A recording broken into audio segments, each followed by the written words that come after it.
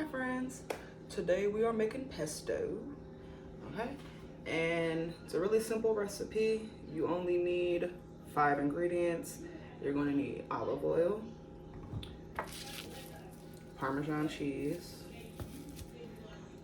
garlic, toasted pine nuts, and the star of the show, fresh basil.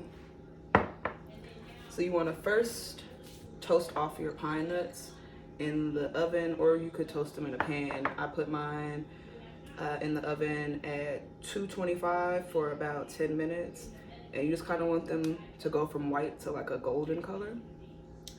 And then we're gonna grab a couple of these garlic cloves. And you can add as much or as little garlic as you like because you're cooking it yourself. I like garlic, so we're gonna use a decent little amount. We're just gonna palm strike them to get the skins off.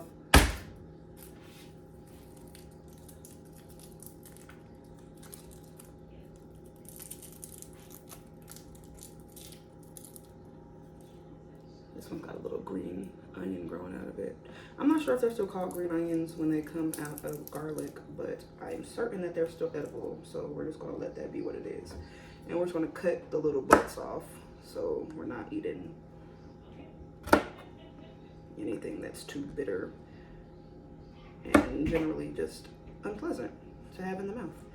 All right, and that's pretty much all the prep work. Because we're just gonna break the cheese off with our hands and toss it in this bad boy. Obviously you can shred it if you like, but we are here to make life simple. All right, and I'm just gonna be eyeballing all of this. I let my ancestors tell me when to stop seasoning things. If your ancestors did not know how to cook, you can find a recipe on the internet. I'm certain, I believe in you. All right, so we're just gonna start by tossing everything in. So in goes, we can cut some of these bigger cloves down just a little bit, give the blender a little help.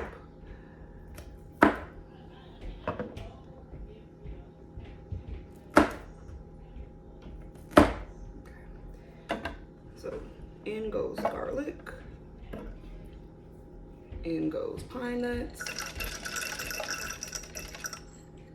I don't know if we're gonna need all those pine nuts. We're gonna start with that though. We're gonna throw in some cheese.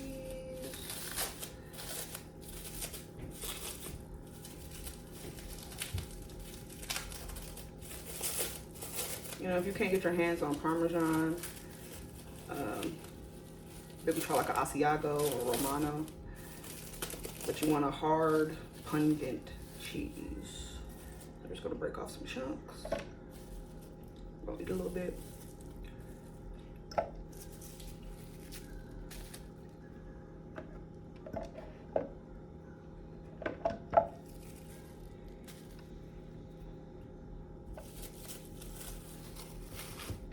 And you can always go back and add more of anything that you like after you give it the old taste test. And all this basil, like I said, we're gonna give the blender just a little bit of help. I'm just gonna put some rough chops through it. And if I was thinking, I would have saved some of this for garnishing whatever I'm about to use this pesto on later. But c'est la vie, here we are. Basil. Oh, it smells so fragrant. I love the smell of fresh basil. All right. And then the finishing touch, some huile d'olive.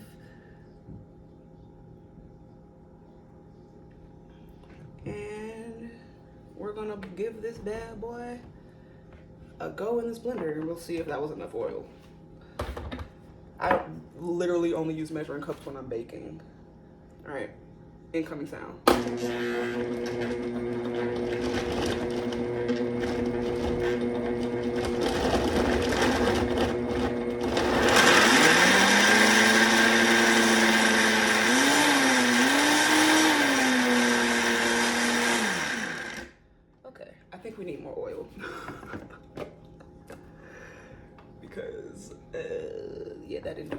diddly squat.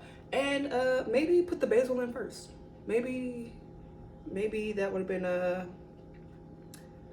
little bit easier for the blender. But here we are now, so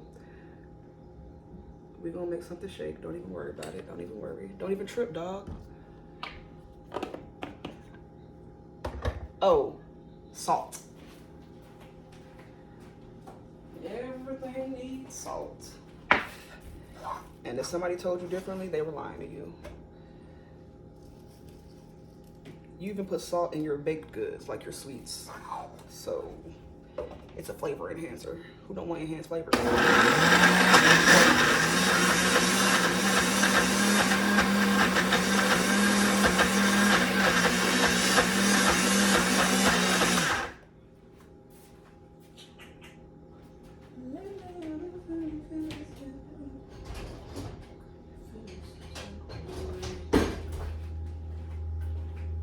Mix it down a little bit.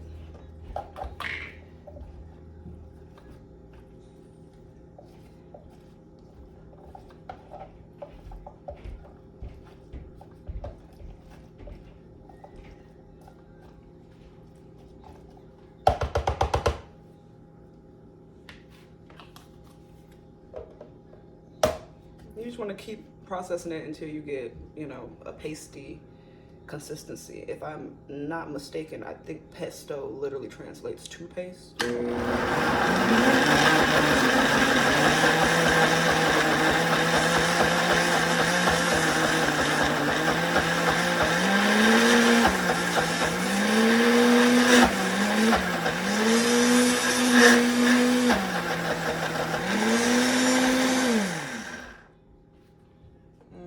Keep scraping all the sides down to make sure that everything gets nice and processed.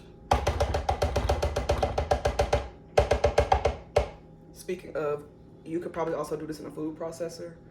To my knowledge, a food processor and a blender are basically the exact same item.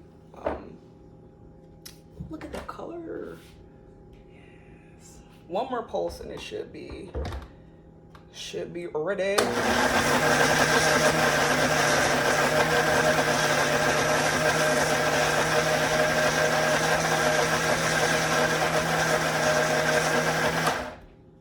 right, and now the taste test. Grab a taste test.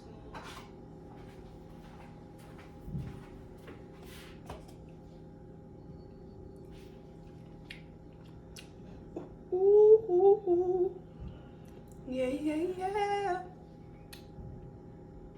I feel like it's missing.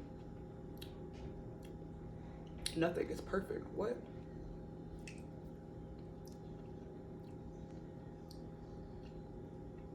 I'm gonna add a light hit of salt. Just a little bit. Because honestly, your cheese is gonna be a bit salty. But just a little bit more.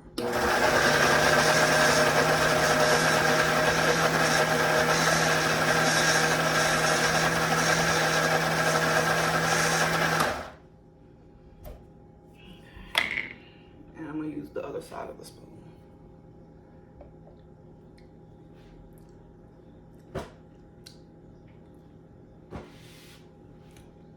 That's all, folks.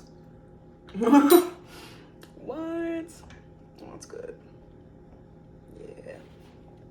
So you're looking for, yeah, like I said, a pasty consistency. I'm gonna go ahead and throw this in a jar for future use. So yeah, when you buy things from the store that come in glass containers, don't throw the containers out. I really hope that you aren't already, but in case you are, let me tell you, don't. Wash them and reuse them. Glass is like the best thing ever to be reused because it's glass, you know what I'm saying? So we're just gonna empty this into what used to be a Maine maple champagne mustard container. hope this container is big enough. It looked like it was when I pulled it from the drawer. But if not, whatever's left, we'll just go ahead and make something with that today.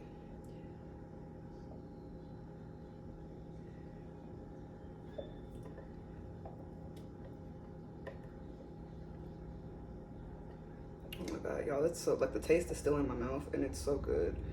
I could eat pesto every day, honestly.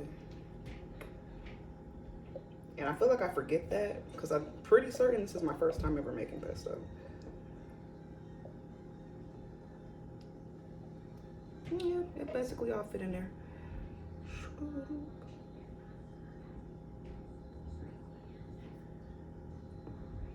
All right, and here we go, our finished product. It's a really pretty color. Like, that's a really nice green. But yeah, this is gonna go in the fridge. I would say it could probably last a week, just based off of the ingredients that are in it. It's nothing like crazy perishable, but it's probably not gonna last that long. Like I said, this tastes freaking delicious, and I'm probably gonna use it today to make something. But yes, this was a really simple pesto. All right, and remember, always have fun, stay safe, stay hydrated. I love you. Peace.